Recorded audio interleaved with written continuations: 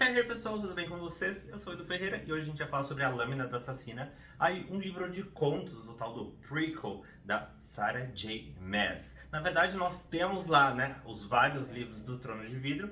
Esse da Lâmina da Assassina é um livro que se encaixa entre o primeiro, o segundo, ou talvez o segundo e o terceiro. Já fiz um vídeo aqui no canal falando com vocês qual que é a melhor ordem aí de leitura do Trono de Vidro. Esse eu encaixei entre o segundo e o terceiro, acho que foi uma das melhores opções, se não a melhor, né? Porque eu não tomei tantos spoilers, foi super legal, consegui me ambientar. E aqui eu vou comentar com vocês o que eu achei. Não vou fazer resumo do que foi cada conto, quer dizer, vou falar rapidamente o que eu achei sobre cada conto, mas em si do livro do geral, qual foi a minha opinião. E, enfim, essa semana meio que tá sendo aí a semana do Trono de Vidro, porque eu falei sobre o volume 1, o 2 e agora a Lâmina Assassina, estou lendo o 3, então provavelmente vou falar com vocês aí nos próximos dias sobre o volume 3º de Trono de Vidro, né? A Herdeira do Fogo, que é a capa mais bonita de todas.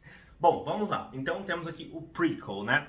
Essa história que se passa antes do Trono de Vidro. Justamente porque o livro 1 do Trono de Vidro, ele, como eu disse pra vocês naquele vídeo, ele não te dá muitas explicações. Toma aqui uma prisioneira, uma tal de assassina, ela vai fazer parte dessa competição, se ela ganhar, ela está livre. Só que ela vai ter que fazer algumas coisas aí pro rei, né? Alguns serviços durante um período aí de 4 anos, tá? Então a vida dela tá meio fadada ao insucesso, mesmo ela sendo vitoriosa aí. Tá, então o que aconteceu? Quem a Selena matou para ela estar nessa prisão? Esse livro explica tudo. Ele é dividido em 5 contos. Eu não sou muito fã de contos, imagino que muita gente também não goste, né? Porque conto é meio curto e daí, enfim, as coisas são meio carregadas. Mas esse livro, apesar dos 5 contos, ele tem toda uma cronologia. Então você pega lá do primeiro, segundo, terceiro, é tudo meio que uma continuação, como se alguns períodos tivessem passado. Aliás, alguns períodos se passam entre uma história e outra, né? E coisas são contadas, algumas com finalização, outras não. Alguns contos necessários, outros completamente desnecessários, tá bom?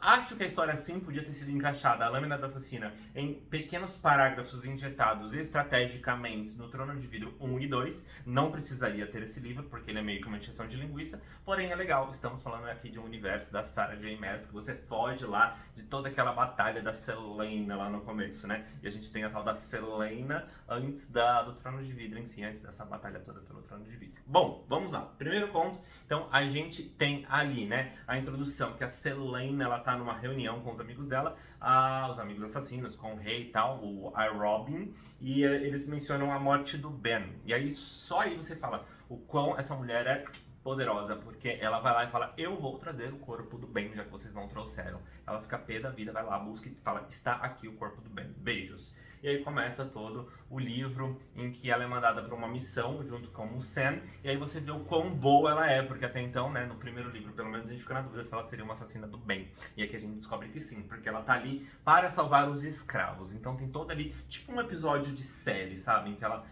faz todo um plano para salvar os escravos, os navios e tudo mais.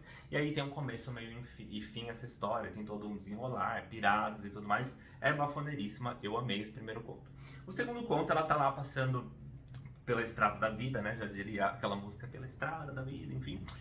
E ela encontra com uma curandeira. E aí ela troca toda uma ideia com essa curandeira. A curandeira ajuda ela e fala: você vai pra universidade aprender assim, blá blá blá blá blá. Elas, né, assim, ela salva a curandeira ali nos momentos, numa batalha, e aí as duas seguem o caminho como se nada tivesse acontecido. Aí esse conto eu achei completamente desnecessário.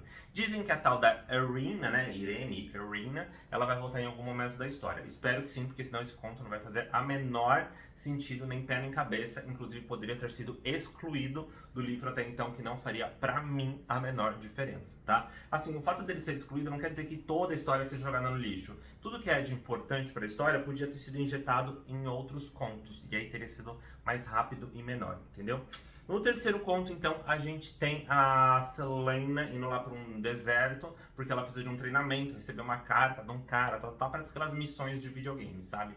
Aí ela, enfim, tá lutando com essa carta, faz alguns amigos, aí a amiga dela passa a perna nela e tal. Também achei meio chatinho, porém, ok, conseguiu cumprir a missão, passou as fases do videogame, né?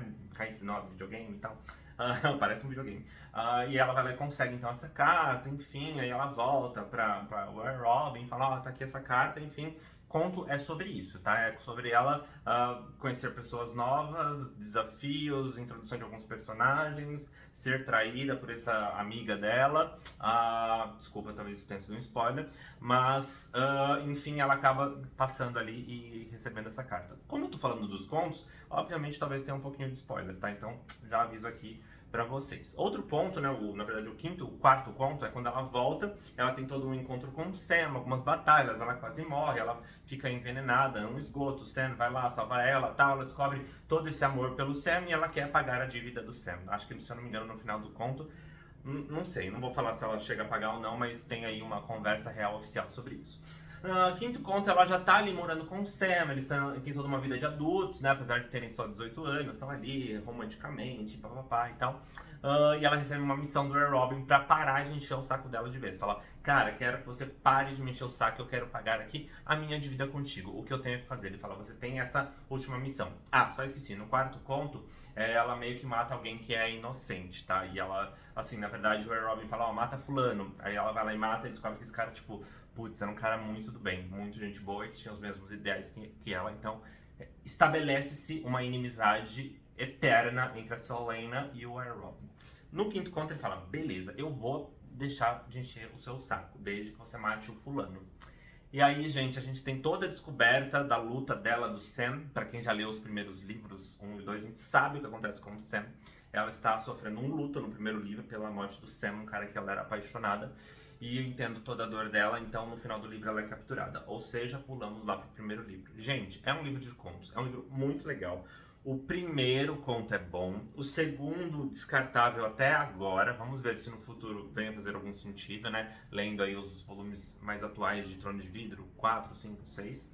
O terceiro também é muita encheção de linguiça, embora assim, ele seja legal, eu acho que ele poderia ter sido o mais conciso de todos. O segundo, até então, aparentemente seria inexistente. O terceiro podia ter sido mais conciso. O quarto é ok, e o quinto é essencial para o livro também e para toda a história e narrativa, então é muito legal. Então, na minha opinião, contos são difíceis. Se eu tivesse começado por esse prequel, provavelmente eu não leria o primeiro livro aí do Trono de Vidro, porque motivos de bode.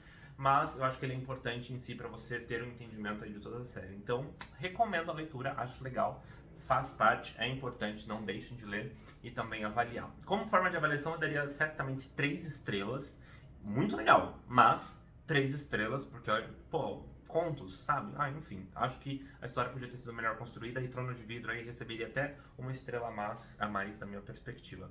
E de 0 a 10, se eu tivesse que dar uma nota, seria 7.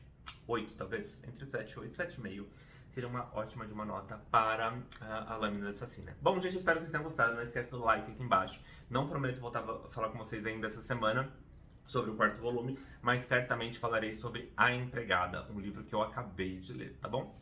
Beijo, abraço, até o próximo vídeo, tchau!